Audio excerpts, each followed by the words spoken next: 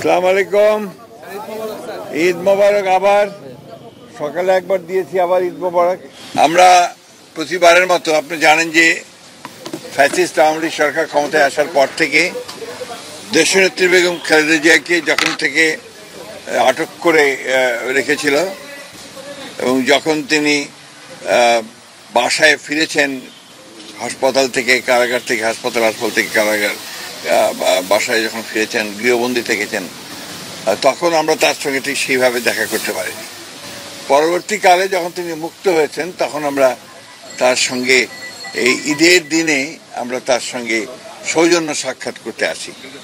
এটা আমাদের সকলের জন্য, বিশেষ করে জাতীয় স্থায়ী কমিটির আমরা যারা সদস্য আছি তাদের জন্য এটা আমাদের অত্যন্ত আনন্দের মুহূর্ত, আনন্দের ক্ষণ।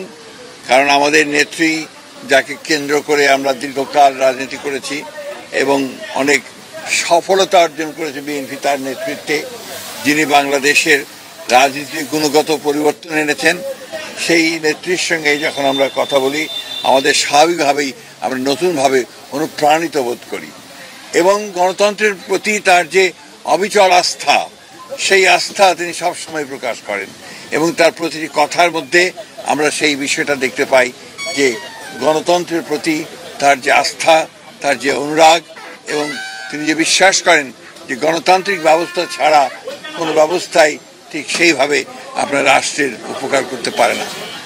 আমরা সেই নেত্রীর সঙ্গে আজকে দেখা করেছি, সবাই সন্তুষ্ট চিত্তে এখন ফিরে যাচ্ছি। আরও কয়েকজন সিনিয়র যারা আছেন তারা দেখা করবেন, তারপরে তিনি তার পরিবারের সদস্যদের সঙ্গে দেখা করবেন।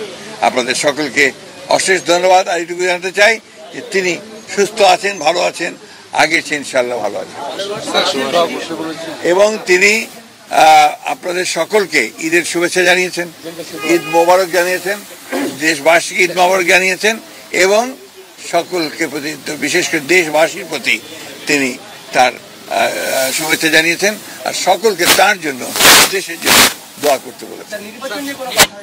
আমি যে কথা হয়েছে সেই কথাগুলো আমি আপনাদের সামনে সরাসরি বলেছি। অনেক ধন্যবাদ।